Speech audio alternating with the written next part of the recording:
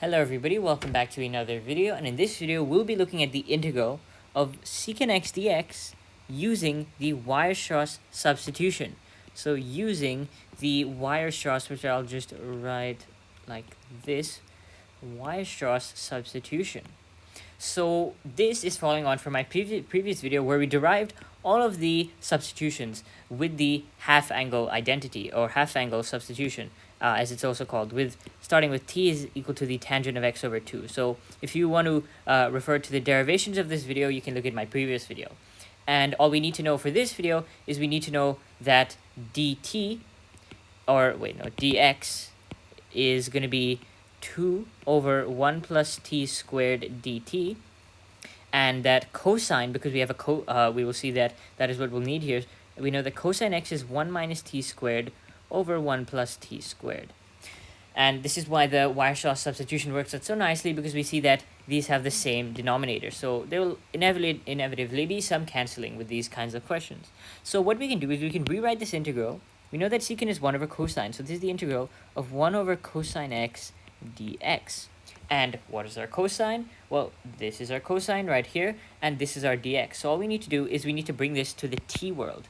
So we have the integral now of 1 over, and then cosine x is 1 minus t squared over 1 plus t squared, and then our dx is 2 over, so times 2 over 1 plus t squared dt.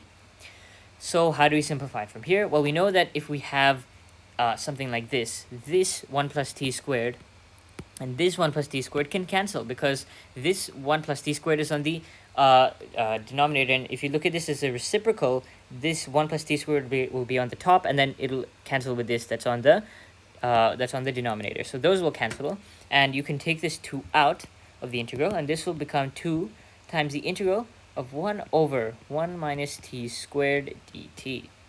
So where do we go from here? Well, we can see that this can be actually factor the difference of 2 squares. So this is 2 times the integral of 1 over, and we know that is going to be a plus b times a minus b produces a squared minus b squared. So we can see that the 1 squared is 1, so we can just leave that the same, and we can see that we have a t squared. So our factorization is going to be 1 plus t and 1 minus t dt.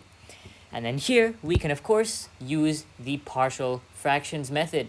So for the partial fractions, we can use the cover-up method. So let's just do this. We have 2 times the integral of something over 1 plus t plus something over 1 minus t. And to figure out those somethings, it just comes from simple linear algebra, but we can use the cover-up method. So what we do is we cover up the second factor, and we see, look at the first factor. And what value of t makes this factor equal to 0?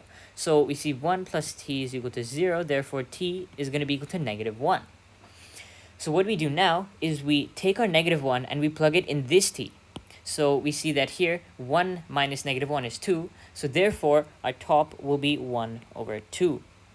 Then let's look at our second one. Our second factor, we cover the first one, and we see 1 minus t is equal to 0. Now therefore t must be equal to 1. So plugging in 1 into our first equation, we get 1 plus 1, and therefore that's 2, so we're going to have 1 over 2. And we can see that these are all constant multiples, so we can factor out the 1/2 as in both terms actually, and this 2 and these 1/2 will actually cancel. So you're just going to be left with the integral of 1 over 1 plus t, and then you can close this off because it's a sum, plus the integral of 1 over 1 minus t dt. And this is fairly simple now. This is the whole point of partial fractions with integrals, is that now this is just going to be the natural log of 1 plus t plus the natural log, or actually that was a joke, it's actually minus the natural log of 1 minus t. And of course this comes from the fact that when you have a linear term on the bottom, all we need to do is we need to take the natural log of that term and then multiply it by the derivative of what is on the inside, and that is why it works for 1 over x, because the derivative of x is 1. However, we had a subtraction here because the derivative of 1 minus t, we have a minus t, so therefore the derivative is minus 1. So we'll need to subtract instead of just add.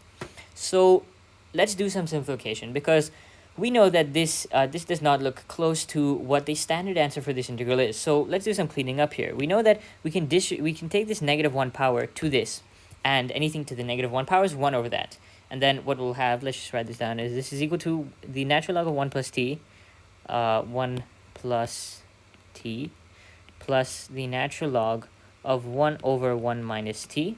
And then we can use the property of logarithms where when you add two logarithms, you can multiply the insides together. So this is the natural log of 1 plus t over 1 minus t. So where do we go from here? Well, what we can do is we can actually multiply, because as long as we keep the inside of this natural log the same, the entire natural log expression will be the same as well. So what we can actually do is we can multiply this inside by 1 plus t, and we'll see that that 1 plus t can help us out with the denominator here. So let's just make a note here that we're multiplying the inside by 1 plus t over 1 plus t. So what we'll get is we'll get the natural log, and this is a difference of 2 squares on the denominator, so that's we obviously know that's 1 minus t squared. And we have 1 plus t times 1 plus t, and that's 1 plus t squared. 1 plus t squared, we know that's in the form of a plus b squared, which is a squared plus 2ab plus b squared. So this is going to be a squared, which is 1, plus 2ab, which is 2 times 1 times t, which is 2t, plus t squared, and then like so. And what we can see here is that we can, let's see what we can do here. We can see that we can actually separate the integrals. So what we can see here, okay, so we can separate the fractions, is what I'm trying to say here. We can take this 1 plus t squared and group them together. So we can actually write this as the natural log of 1 plus t squared plus 2t over 1 minus t squared. And we know that if we have these fractions with the same denominator, we can actually separate the fractions, of course keeping the same denominator on those separate fractions. So what we can do is we can keep this as one chunk, and this is another chunk, like so. So this becomes the natural log of 1 plus t squared over 1 minus t squared, and then plus 2t over 1 minus t squared.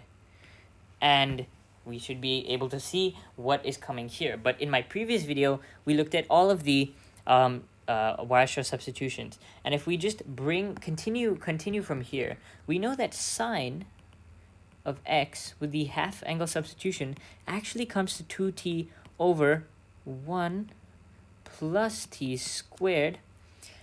So what is happening here? Well, the first thing we notice is that this 1 plus t squared over 1 minus t squared is the reciprocal of our cosine. That is something that we know because our cosine is 1 minus t squared over 1 plus t squared. So we can immediately write this as the natural log of the reciprocal of our cosine. So getting back to the x world. So that's 1 over cosine x.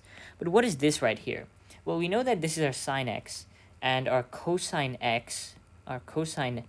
of x is 1 minus t squared over 1 plus t squared. And something we also did calculate is what the tangent is. So we know the tangent is the reciprocal of sine over cosine.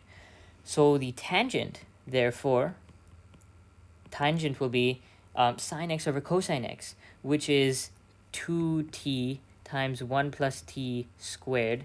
I actually don't believe I covered this in my previous video, but anyways, we're just doing it now. And then this is over, and then so we're using the formula, of course, when we have a divided by d, b divided by c divided by d, that's just ad over bc. So this is now 1 minus t squared times 1 plus t squared. This is just simple division here because we're taking this divided by this. Therefore, the numerator will be this times this, and then divided by this times this. So what we see here is that this 1 plus t squared and this 1 plus t squared cancel, and we get 2t over 1 minus t squared. And guess what? This 2t over 1 minus t squared is exactly what we have over here. So what we can do is we can replace this with just tangent of x. And finally, our final step, what is 1 over cosine x? Well, we use that in our first step. 1 over cosine x is secant x. So this is going to be equal to the natural log of secant x plus tangent x. We're officially in the x world now, so we can put a plus c, and this is our answer using the Weierstrass substitution. So this is pretty cool, and that is it for today's video. So thank you for watching.